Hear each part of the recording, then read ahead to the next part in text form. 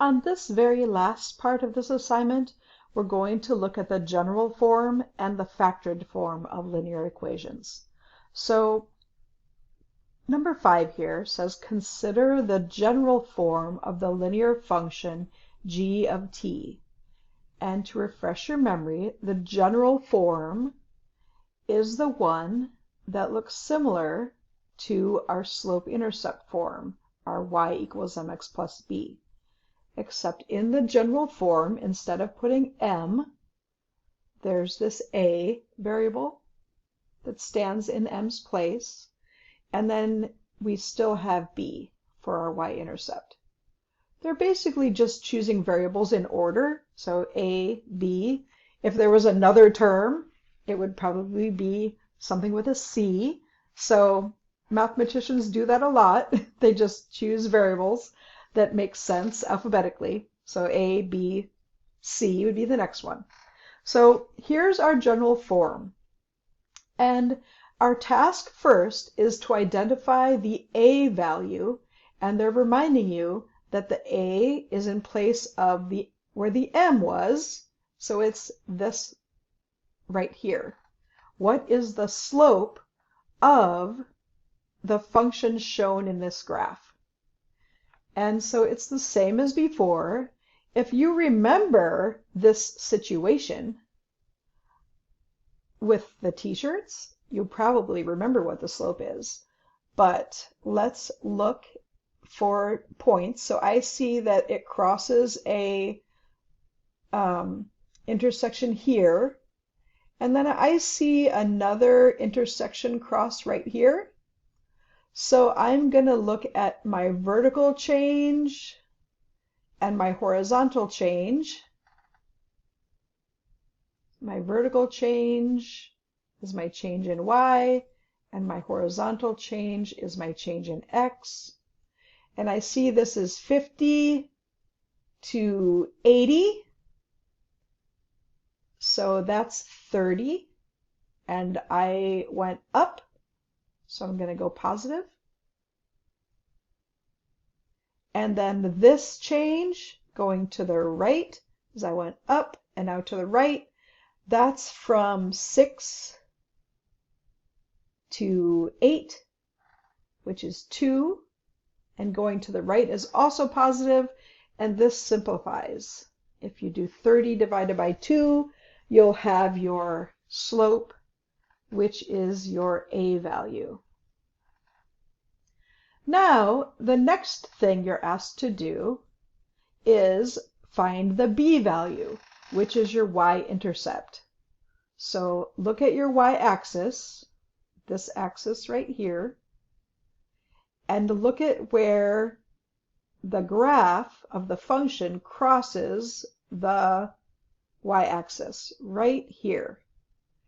And this is 10, 20, 30, 40, and halfway between negative 40 and negative 50.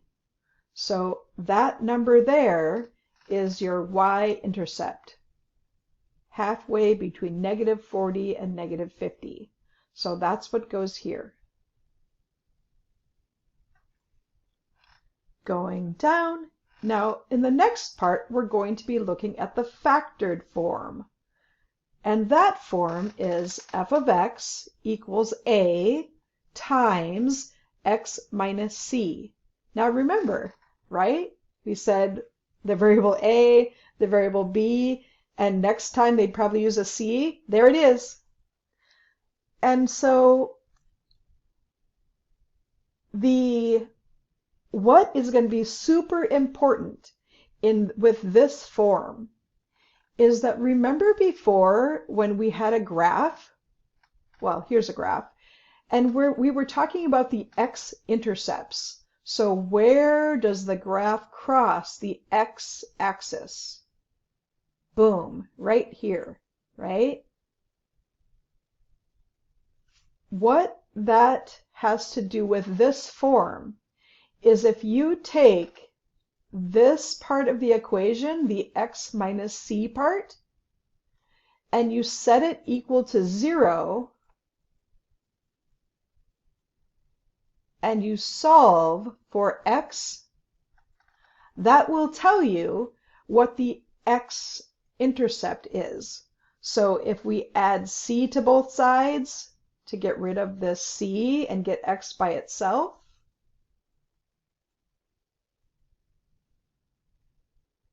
we're going to see something interesting happen. X equals 0 plus c is c.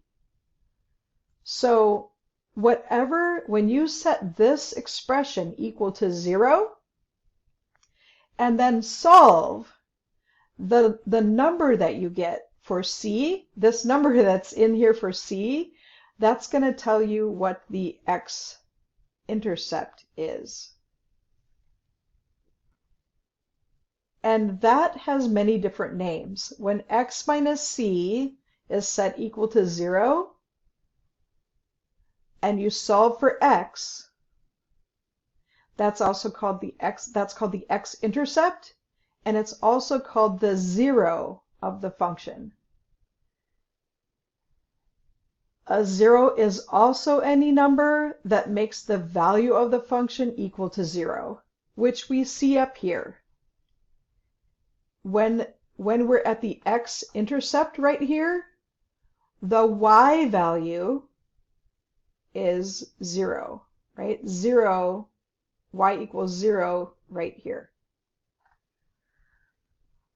So now we're going to look at that factored form, and you're going to identify the a value. Guess what? That's still the slope. So that hasn't changed. But we're also going to label the x-intercept. So you can do this in two ways, labeling the x-intercept. You can either go up here and see that this is the x-axis, and this is where the line goes through the x-axis, and you can see what number this is. 1, 2, 3, 4, 5. So you've identified that the x-intercept is 3. You can also do it algebraically. Sometimes you'll want to. So if you do the algebra way, remember you take this part and you set it equal to 0, and then you solve for your independent variable. So I'm going to add 3 to both sides of the equation. Negative 3 plus 3 equals 0, so these are gone, and t is by itself, just like we wanted. And then 0 plus 3 is 3, so you've just identified that in this equation, the x-intercept is 3. That number right there.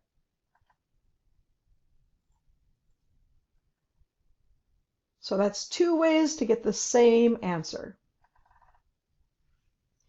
And then what is the 0 of g of t is asking you this question. What's the value of the input?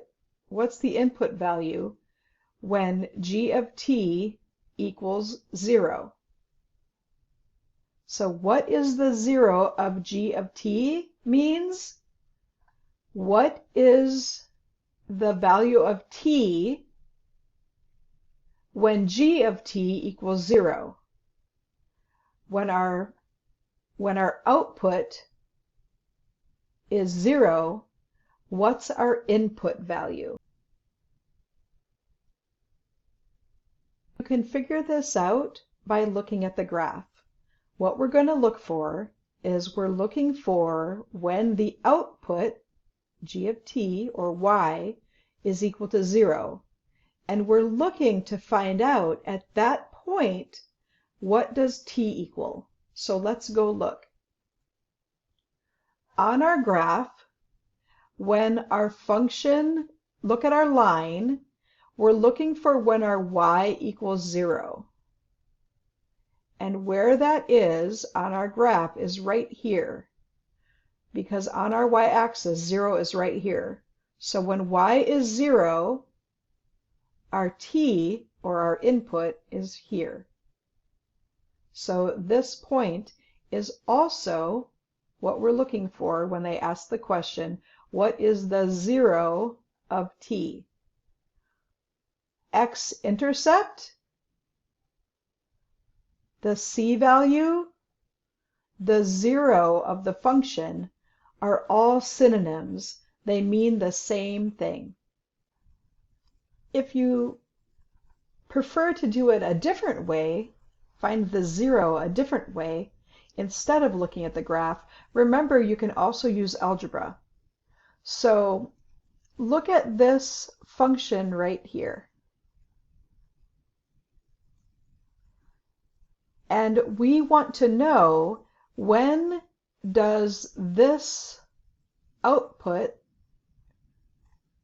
equal 0?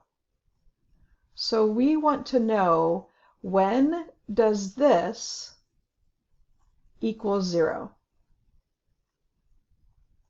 And if you think about it, 15 times whatever's in here needs to equal 0. And we know that 15 times 0 would equal 0. So all you need to do, if you wanted to do this algebraically, is set this part equal to 0, because then 15 times 0 will equal 0, and that's our goal. So remember, you can just set this equal to 0 and then solve for t, and that will give you the same answer as the c-value, the x-intercept, or the 0 of the function. And then be sure to explain how you figured out what the 0 of g of t was.